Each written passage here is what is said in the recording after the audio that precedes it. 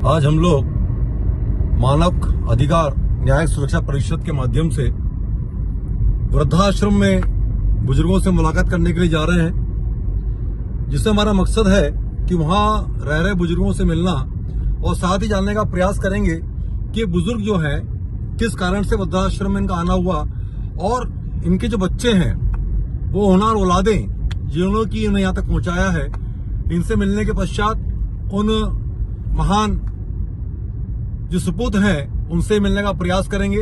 और हमारा मानव अधिकार न्यायिक सुरक्षा परिषद का प्रयास होगा कि इन हमारे बुजुर्गों को पुनः उनके घर में उनके बच्चों से बात करने के पश्चात उन्हें पहुंचाया जा सके। तो चलते हैं और अब मुलाकात करेंगे उन बुजुर्गों के साथ में कि आखिर क्या वजह है कि ये वृद्धाश्रम इतने ज्यादा देश में, शहर में बढ़ते जा रहे हैं। करते हैं मुलाकात वृद्धों के साथ। दिसंबर विश्व मानव अधिकार दिवस की सभी देशवासियों को हार्दिक शुभकामनाएं।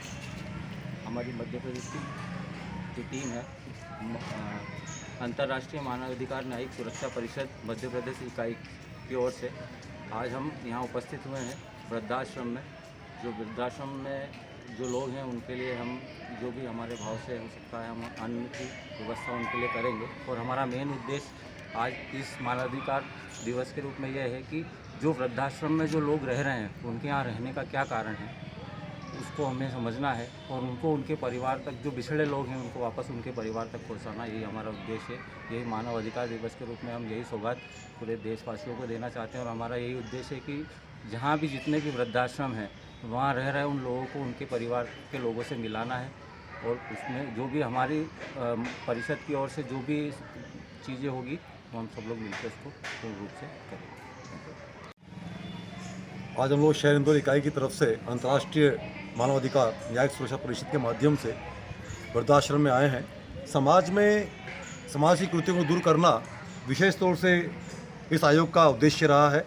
और समाज में जो बुजुर्ग आज घर से बेदखल हो रहे हैं, जो हमारे घरों की शान हुआ करते थे, संस्कारों के परिचय हुआ करते थे, संस्कार जहाँ से बहते हैं, संस्कार जहाँ से पाए जाते हैं और जहाँ से बच्चे शिक्षा ग्रहण करते हैं, पहला ज्ञान बुजुर्गों के माध्यम से मिलता है, लेकिन आज वही परिवार से दूर होते जा रहे हैं। उसको कारण जानने के लिए कि क्या वजह है कि बुजुर्गों को यहाँ पे रहना पड़ रहा है परिवार से दूर, और हमारा प्रयास होगा बुजुर्गों से काउंसलिंग करने के बाद में पुनः उनके बच्चों से संपर्क करके और उनके बीच की जो एक पार्ट रही है, दूरी है, उन्हें ख़त्म करके पुनः बुजुर्गों को उनके घर तक पहुंचाना हमारा प्रमुख उद्देश्य है।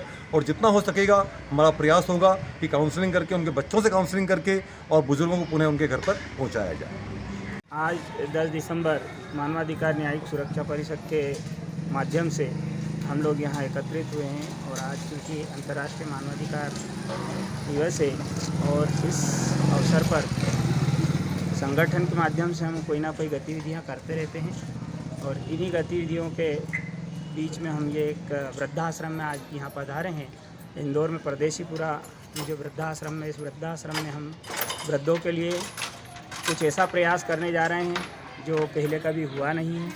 और हमारा प्रयास है कि हम इन वृद्धों को इनके परिवार से मिला सकें, इनके परिवार में वापस उनको स्थापित कर सकें। इसी उम्मीद के साथ हम सब यहाँ एकत्रित हुए हैं। मैं सूरज कानोडिया, अंतर्राष्ट्रीय न्यायिक मानवाधिकार न्यायिक सुरक्षा परिषद का प्रदेश उपाध्यक्ष इंदौर से। माता जी इंदौर से ही हैं आप? इंदौर से। यहाँ कब से हैं माता जी आप? 3 साल हो गए हैं। माता जी घर पे बेटे बहू वगैरह आपके? नहीं है ना, कोई नहीं है। कोई नहीं है? सब गए ऊपर। बेटे वगैरह भी नहीं है आपका? शांत हो गए, हमारे वो भी शांत हो गए। अच्छा, शांत हो गए इसलिए आए। इसलिए यहाँ पर आए हैं आप। ठीक। जो चाहिए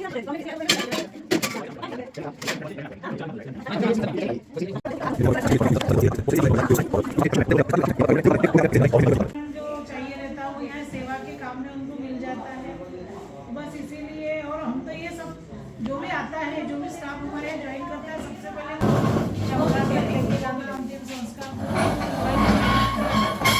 नहीं सर, एक राहुल शर्मा। जैसे यहाँ पर इतने परिवार रह रहे हैं तो यहाँ की व्यवस्था को संचालन जो होता है जैसे यहाँ खाना है, पीना है, राशन है, बेड है, मेडिसिन हैं, उन सब की व्यवस्थाओं का संचालन किस प्रकार से करते हैं आप ये लोग? टोटल डोनेशन से होता है सर। अच्छा। हाँ, हमारे यहाँ सभी अपने अपने लेवल पे दान देते हैं, जिसका जैसी मर्जी हो। राशन में दाल चावल सब्जियाँ, कोई दूध दे देता है, कोई अमाउंट देता है। एक टाइम का खाने का हम लोग बुकिंग लेते हैं, तो इन सब के लिए खाना हो जाता है 4,500 रुपये। उस अमाउंट से हम लोग चलाते हैं। यहाँ पे कोई फंक्शन सेलिब्रेट भी होते होंगे, जैसे किसी का बर्थडे है या शादी की सालगिरह है या किसी का परिवार बरसी है, वो भी आयोजन यहाँ ये पे भी सब होता है। बरसी का तो मतलब शुरुआती में जो खाना होता है, हाँ, इसमें में खाना जो होता है बर्थडे वो। अधिकतर सेलिब्रेट करते हैं, केक वगैरह लेके आते अच्छा। हैं, दादा दादी के साथ फोटो खिंचवाते हैं। तो इस समय आपके जो डोनेटर हैं वो फिक्स हैं? कुछ तो फिक्स है सर, कुछ अच्छा। ऐसे चेंज होते रहते, आते रहते हैं। मैम, समाज के लिए आप जो है मदद की उससे कह लें या इन जैसे लोगों के लिए सहयोग के लिए कह लें, क्या संदेश देना चाहेंगी आप? सर मैं तो यही कहना चाहूँगी कि हमारे यहाँ के जो बुजुर्ग हैं, जी। जिनके बच्चे वगैरह है, वो तो एक बार मैनेज कर लेंगे, जी। लेकिन जिसका कोई नहीं है, उसके लिए ऐसी संस्थाओं का होना बहुत जरूरी है कि वो कहाँ जाएंगे। और ऐसे डोनर्स का भी होना जरूरी है जो इनको अपना परिवार माने और खुद की जिम्मेदारी समझे, मेरे को अपनी सैलरी से कुछ तो भी दान देना है। तो ये दोनों ही बातें सर। ऐसे यहाँ पर संस्थाएं होना डॉक्टर्स की चाहिए। फैसिलिटी होती होगी मैम, जो बीमार डॉक्टर्स पेशेंट्स वगैरह हफ्ते में हैं 3 दिन आते हैं। हैं। हाँ, और इमरजेंसी होने पे हम लोग अरविंदो भी शिफ्ट करते हैं। अच्छा। तो उनका पूरा केयर करते हैं। एक दादी हमारी रात को ही आई वहाँ से हॉस्पिटल से, अच्छा। छुट्टी होके लेके आए। तो हॉस्पिटल का जो खर्चा होता है वहाँ से वो भी कुछ डिस्काउंट संस्था मिलता है करती आपको? हाँ, डिस्काउंट मिलता है। डिस्काउंट मिलता है बेड वहाँ फ्री से? है हमको, एम्बुलेंस बेड फ्री, है। एम्बुलेंस फ्री है। बाकी जांच वगैरह जो भी होती है उसका अमाउंट लगता है। और इनके आयुष्मान कार्ड भी बना दिए कुछ, जी। तो उससे हो जाता है। ठीक। बाकी डोनर्स हैं, हमारे हेल्प कर देते हैं उसमें भी ऐसे। आप यहाँ 97 से काम कर रही हैं। हाँ। और आज परिवारों के अंदर जो है एक सासू को ससुर को निभाना मुश्किल है। हाँ। और यहाँ तो मैं देख रहा हूँ कि कई सारे बुजुर्ग हाँ। जो कि सास ससुर के ही लायक आपके हैं बिल्कुल। और आप उनका मैनेज कर पाती हैं। वो तो आपका किस प्रकार से आप ये सबके नेचर को, सबके व्यवहार को मैनेज करते आदत हैं? में आ जाता है सर। और हमारे जो अध्यक्ष थे ना पहले, गांगुली सर, अभी हमारे राकेश दीक्षित सर जी। है, तो उन्होंने हमको एक ही बात कही थी कि आपके घर में एक सास ससुर रहेंगे, यहाँ 80 है, तो उनको उसी हिसाब से देखना, वो 80 भी अपने एक के बराबर है। नहीं, मेरा तो हम तो क्वेश्चन बहुत ये है प्रेम मैम से रहते आपसे, हैं, ऐसा कुछ ज़्यादा नहीं मेरा दिखाना क्वेश्चन चाहिए। आपसे ये है कि जैसे आजकल जितने नौजवान पढ़ रहे हैं, लिख रहे हैं, बड़े, और हम आपको घर से बाहर निकाल देते हैं, एक माँ बाप नहीं संभाल पाते हैं। मेरे तो समझ में ये बात नहीं आती, निकाल नहीं देते सर। कई बार दोनों ही तरफ से होता है जो हम देख रहे हैं। जी। हम कई बार सोचते हैं बुजुर्गों की इधर से सिंपैथी है, पर वो एक रीजन नहीं होता। रेयर केस ऐसा होगा जहाँ बच्चों की गलतियाँ हैं, अच्छा। है ना। बहुत कम ऐसे होते हैं जो घर से निकालते हैं। अभी अपने इतने संस्कार खराब नहीं हुए,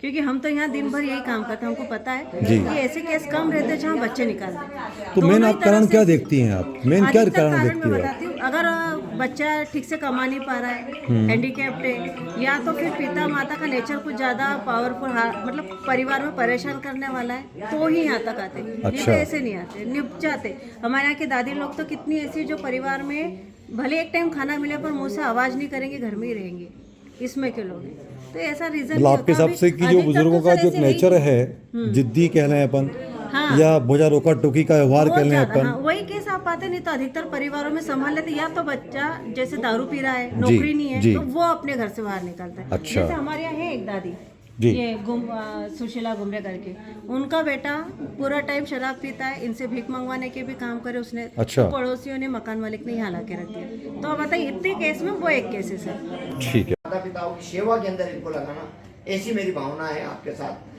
मैं भी अगर मेरी मृत्यु हो और जब मेरी मृत्यु के बाद में अगर मेरे को पुनः जन्म मिले, तो मुझे वो जन्म मिले कि मैं इनकी सेवा करूं। देख नहीं पा रहे, मतलब हमारी किस्मत अच्छी है कि भगवान ने हमको हमारे घर के अलावा इनका हम लोग ये भी काम काम सौंपा है। हाँ, तो उसकी कोई देवी, हम तो यही बोलते हैं कि उसने अपने को यहाँ सर, हमारे बिठाया यहाँ अगर है किसी ना, उसकी बुजुर्ग ने कहा ना इच्छा आज पूरन पोली खाना है, तो हमारे किचन वाली भाइयों का टाइम खत्म हो जाएगा, लेकिन बिना बनाए बिना खिलाए घर नहीं जाएंगे। मैडम पता नहीं किसी से मांग रहे, सुबह रहता है कि नहीं दादा? क्या बात? ये भाव है हमारे सबका। हमारा तो छोड़ दीजिए, हम तो यहाँ बैठे।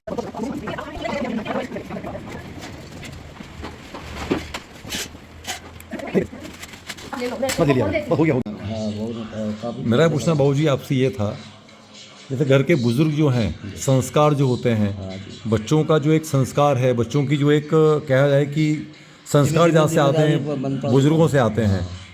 तो बाबूजी जब हम लोग बच्चे पैदा करते हैं, ख्वाहिश रहती है कि हमारा बेटा हो, बेटी हो, तो उसके बाद में वृद्धाश्रम में जो छोड़ के गए वो लोग आपको, तो मतलब आपका जो कहना पड़ रहा है कि उनको आपका टोका टोकी रखना या उनको टोकते रहना कि आप ऐसा मत करो, तो बाबूजी क्या अगर हम लोग प्रयास करें वापस, कि आप जो है अपने परिवार में जाएं, आपके बेटे से बात करके, आगे बहू से बात करके, तो क्या आप जाना पसंद करेंगे बाबूजी वापस?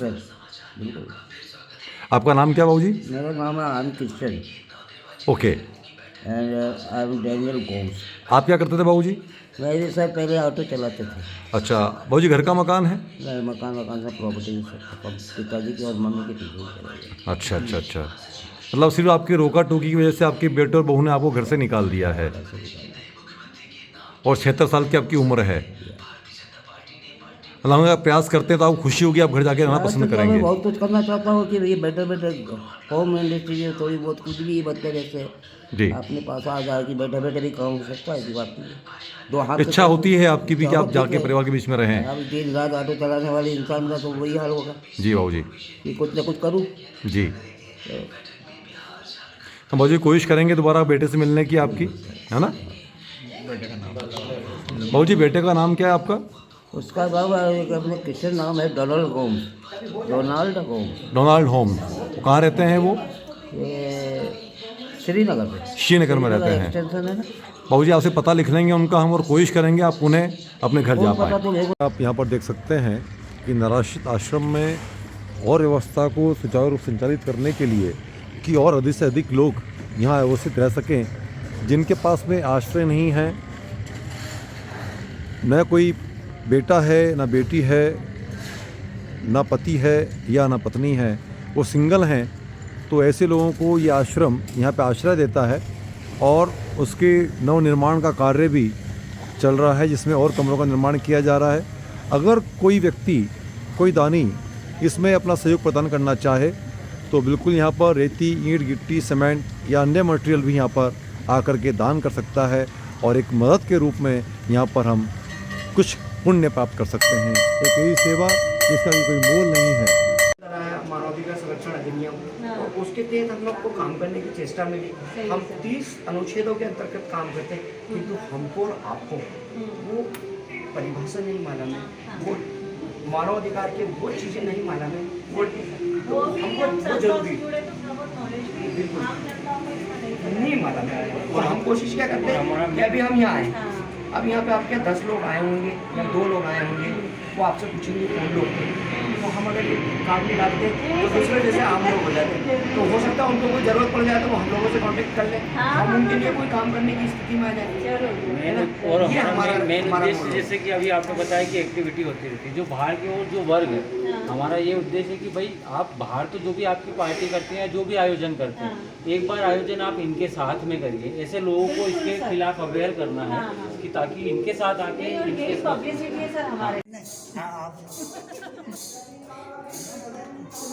आज विश्व मानवाधिकार दिवस के उपलक्ष्य के अंदर अंतर्राष्ट्रीय मानवाधिकार न्यायिक सुरक्षा परिषद इंदौर जिला मध्य प्रदेश इकाई के नेतृत्व के अंदर अंतर्राष्ट्रीय मानवाधिकार न्यायिक सुरक्षा परिषद का मैं राष्ट्रीय महासचिव सौभाग्यशाली और गौरवान्वित महसूस कर रहा हूँ कि आज मैं यहाँ जो वृद्धाश्रम के अंदर मेरी पूरी टीम के संग उपस्थित हुआ, और आज यहाँ पे जो सेवा भाव देखा, उस सेवा भाव से मैं इतना प्रभावित हुआ कि मेरे पास में कोई ऐसे शब्द नहीं है कि यहाँ पर सेवा भाव करने वाली मेरी बहनों को मैं संबोधित कर पाऊँ।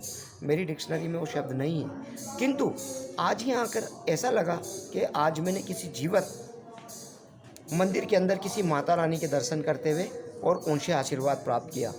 और मानवाधिकार दिवस के ऊपर जब हम लोग ऐसी जगहों पर जाते हैं जहाँ पर वृद्धा जन हम लोगों को आशीष प्रदान करते हैं, तो ऐसा लगता है कि हमारी उम्र भी दुगनी हो गई है, और कोशिश हमारी ये रहती है कि इनको मानवाधिकार दिवस पे कम से कम अपने परिवार के साथ में रहना चाहिए। कुछ लोग तो ऐसे हमको यहाँ पर देखने को मिले कि जिनके परिवार के अंदर ना माँ है, ना बच्चे हैं, ना बेटा है, ना कोई है, ना परिवार का कोई सदस्य है, एक सिंगल है। उनके लिए हमारी मातृशक्ति जिस तरह से उनको यहाँ पे आज उनका लालन पालन कर रही है, इस आश्रम के तहत मैं उनका शुक्रगुजार हूँ और उनका धन्यवाद करता हूँ कि एक तो खुद भी अपने घर में एक सास ससुर को भी देखना है, बच्चों को भी देखना है, नंदों को भी देखना है, उनके ताने बाने भी सुनना है, ताने बाने भी बुनना है, किंतु उसके बावजूद भी जो सेवा भाव लेके वो पुनः एक नए जीवन का उद्धार करने के लिए यहाँ पर आती हैं, और आते से ही पुनः इतने सारे सास ससुरों को संभालना और उनकी देखभाल करना, ये बिरला लोगों के ही बस में रहता है और ऐसे बिरला लोगों को ही ये चीज़ें यहाँ पर मिलती हैं। मैं हमेशा जब भी इस क्षेत्र के अंदर से निकलूँगा या मैं यहाँ रहूँगा तो मैं यहाँ पर आकर दर्शन प्राप्त करने के लिए ज़रूर आऊँगा, मेरी बहनों के भी और इन आशीर्वाद दाताओं के भी, इन वृद्धा लोगों के भी जिनका कोई नहीं है उनका सब कुछ है। जैसे बोलते हैं ना कि आज भी हमने देखा कि भजन कीर्तन वो कर रहे हैं, ऐसा लग नहीं रहा है कि उनके परिवार में कोई नहीं है, ऐसा लग रहा है कि किसी मंदिर के अंदर बैठ के वो भजन कर रहे हैं। ऐसी स्थिति के अंदर जब अंतर्राष्ट्रीय मानवाधिकार न्यायिक सुरक्षा परिषद ऐसे कदम उठाता है और ऐसी जगहों पर आकर अपनी सेवाएं प्रदान करता है तो इससे बड़ी कोई सेवा नहीं होती है। अपने माता पिता के समान ये लोग हैं, ऐसा यहाँ की बहना इनको देख रही हैं। मैं इनके श्री चरणों में अपना माथा टेक के नमन करता हूँ कि मैं अगर कोई थोड़ी सी सेवा कर रहा हूँ या मेरा संगठन थोड़ी सी सेवा कर रहा है तो उनसे 100 गुना सेवा ये लोग कर रही हैं। सदैव इनको माता रानी खुश रखना और हमारी उम्र भी इनको लग जाए ताकि ये काम करते रहें। मैं अंतर्राष्ट्रीय मानवाधिकार न्यायिक सुरक्षा परिषद का राष्ट्रीय महासचिव मनोज धनवार।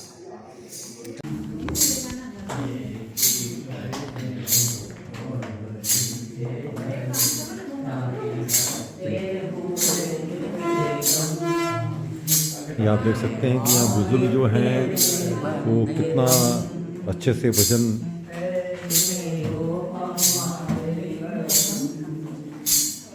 जी प्रणाम।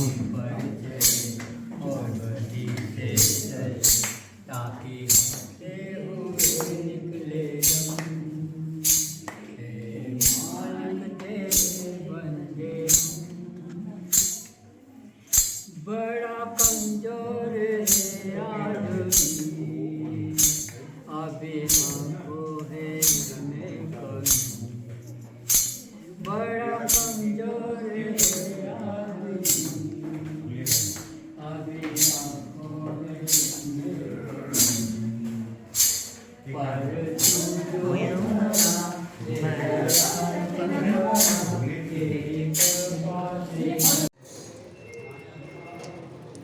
कई जगह हमारा जाना होता है, लेकिन आज यहाँ पर आने के पश्चात में जो माता शक्तियों से मुलाकात हुई, इनका सेवा भाव देखा, एक समाज के लिए इसी प्रेरणा है कि जहाँ परिवार एक सास ससुर को नहीं संभाल पाता है और ऐसे परिवारों को जो कि घर से इस कारण से अलग हो जाते हैं कि बाप की सेवा नहीं कर पाते हैं, इन माताओं का इन बुजुर्गों के साथ में कोई रिश्ता नहीं है, कोई खून का रिश्ता नहीं है, लेकिन उसके बाद भी जिस भाव से यहाँ सेवा कर रही हैं, ये समाज के लिए बहुत बड़ी प्रेरणा है।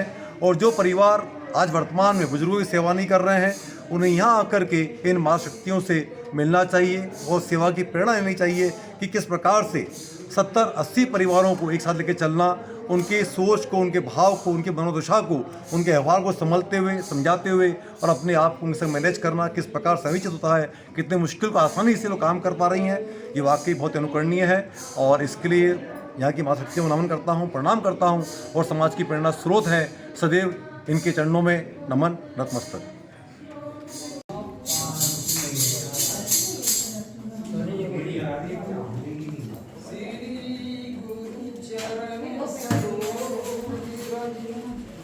निजी मणि मुकुर सुधा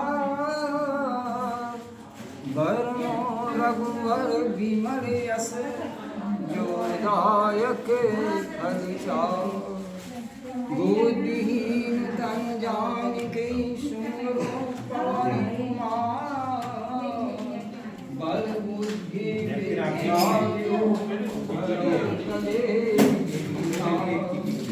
जय हनुमान ज्ञान